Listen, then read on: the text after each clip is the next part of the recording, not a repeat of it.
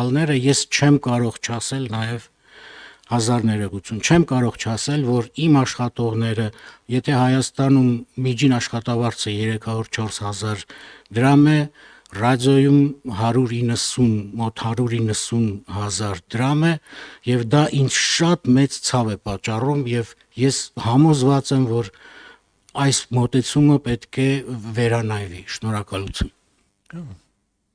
Շնորհակալություն, պարոն Մովսիսյան, բանն եք ավելացնելու։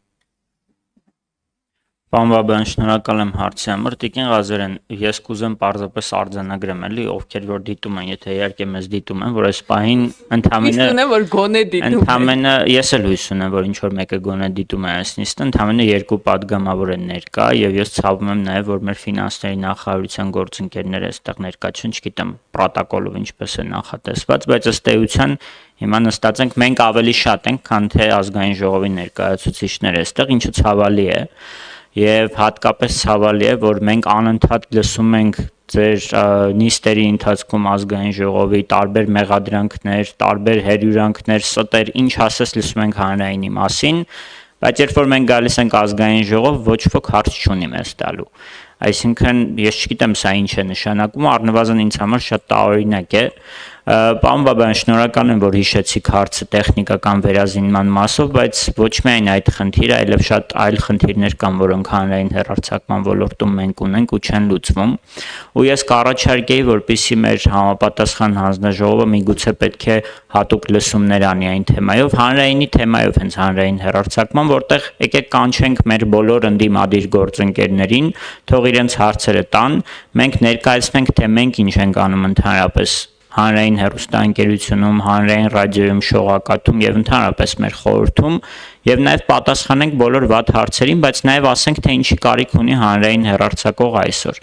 որովհետեւ այսպիսի նիստերով արդյունավետ չէ։ Տիկին Ղազարյան, պարոն Բաբայան, ամենայն հարգանքով, բայց սա ուղղակի անարգանք ոնց որ լինի, էլի գալիս ենք, բայց ոչ ոք չկա, ոչ մեկի հետաքրքիր չէ եւ հանրայինը վստահ եմ ազգային ժողովում միգուցե ավելի շատ են խնդիրները, բայց հանրային հեռարձակումը դա անընդհատ հեռարձակվող ինստիտուտ է, էլի եւ մենք լիքը խնդիրներ ունենք, որոնք չեն լուծվում։ Վերջին երևի թե 5 տարիների ընթացքում միայն տեխնիկականին անդրադառնալով, պարոն Բաբայան, մենք անընդհատ դիմում ենք ֆինանսների նախարարությանը տարբեր պահանջներով, ոչ թե պահանջներով, չէ, առաջարկներով դիմում ենք տարբեր ֆինանսական միջոցներ հատկացնելու շատ տարբեր ծրագրերի մասով, որոնք տեխնիկականից սկսած մինչև վերաբերում են աշխատավարձերի բյուջեին, որը 2015 թվականից չի փոխվել։ Եվ առնվազն տարօրինակ է, որ մեր նախարարության գործընկերները անգամ չեն լսում, թե մենք ինչ ենք առաջարկում, չեն կարդում իմ տպավորությամբ, պարզապես չեն կարդում մենք ինչ ենք առաջարկում, որովհետև մոտավորապես մի օր ստացվելու է այն, որ հանրայինի եթերը կանգնելու է եւ հետո հարցնելու են, բա ինչի կանգնեց։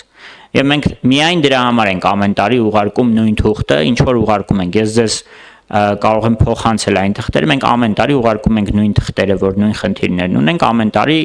պարզապես հանում են բյուջեից։ Եվ սա արդեն դառնում է ուղղակի անիմաստ գործողություն, որը մենք անում ենք պարզապես որպեսզի մեզ ապահովագրենք, հետո որ մեզ ինչ-որ մի բան մեկը հարցնի, ասենք տեսեք մենք դիմել ենք, չեք տվել գումարը։ Այսինքն սա կարծում եմ, որ սխալ է եւ ընդհանրապես հանրային հեռարձակման հանդեպ այս վերաբերմունքն է կարծում եմ սխալ։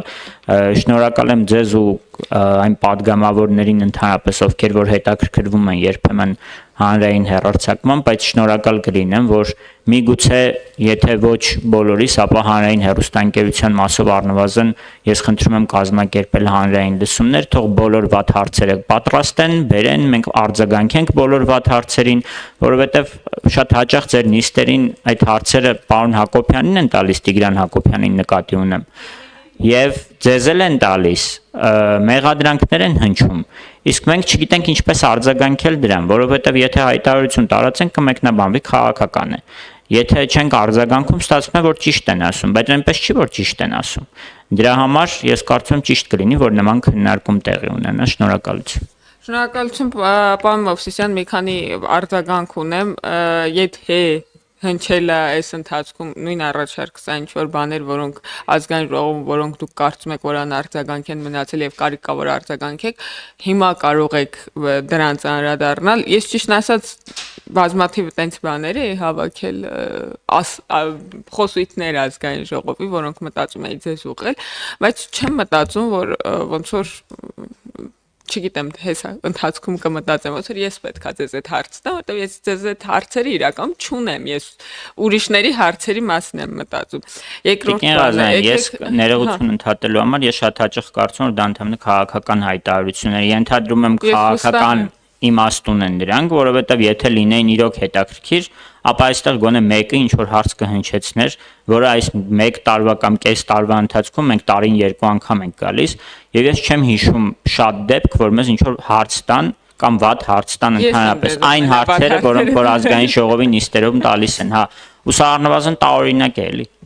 Երկրորդ բանը, եկեք պարտավորվենք մենք ես հանձնաժողովի անունից, որ մենք առաջիկայում այս ամսվա մեջ մի հատ ֆինանսների նախարարության հետ համաձայնեցնելով աշխատանքային քննարկում կունենանք հանձնաժողովի չեմ խոսում ամբողջ կազմը եւ գուցե դա արդյունավետ չլինի, հանձնաժողովը դուք ու ֆինանսների նախարարությունը հասկանալու համար մենք ոնց ենք առաջ շարժվում, որովհետև ձեր ասածները շատ մտահոգիչ են հնչում եւ նաեւ են որ տարիներ շարունակ նույն արձագանքն եք ստանում։ Երրորդ բանը, որ կուզեի ասել հանրային լսումների մասին, ճիշտն ասած, պարոն Մովսիսյան, եթե ոնց որ հետաքրքրվողները, որոնք ամենաշատն են ձեզանով ձեր աշխատանքով հետաքրքրվում տարվա ընթացքում, ամենահրապարակայինը, ամենահնչեղ ամբիոններից, ամենաշատն են բողոքում, որ իրանց ձայնը բավականաչափ լսելի չի, հանրային ռեսուրսները օգտագործող կամ հանրային ռեսուրսների հաշվին գոյատևող եթերներում, որ տարբերակված լուսաբանում կա եւ այլն եւ այսպես շարունակ իրանք այս շենքում են կամ պիտի որ լինեին, այստեղ չեն ու ձեզ հարցեր չեն տալիս, վստահ չեմ թե հանրային լուսումները ինչ որ կերպ կօգնեն դրան։ Մենք ունենք մեդիայի թեմայով հանրային լսումների նախաձեռնություն, պարոն Գաբրիելյանի հետ քննարկում ենք, բայց ուզում ենք դա զուգորդել օրենքի հետ, որտեղ գիտեք որ միշտ օրենքի հետ կապված պետքա լինի հանրային լսումները, ինքը ոնց որ պարզապես թեմատիկ չի կարող լինել։ Եվ ես հիշում եմ հանրայինի տնօրենը մի ժամանակ, եթե չեմ սխալվում, ազգային ժողովում բաներ զեկույց էր ներկայացնում։ Կարող է մենք քննարկենք, տեսեք, падգամավորներով կարակ դա էլ ենք մենք առաջարկել, Տիկին Ղազարյան, դա էլ ենք մենք առաջարկել, դա ԱԺ կանոնակարգում էր ֆիքսված, հանրային հեռարձակողի խորհրդի նախագահն էր զեկուցում ազգային ժողովում, հետո մի հետաքրքիր պատճառով պարզապես հանեցին դա կանոնակարգից, որից հետո արդեն խորհրդի նախագահը չի զեկուցում ազգային ժողովում։ Շնորհակալություն պարոն Մովսիսյան, եթե ավելացնելու բան ունեք, հարցեր, ավելացնելու բաներ, եթե չունեք, մենք այս բանի նստը կհամարենք բան, որովհետև իրական այն նախորդ շրջանում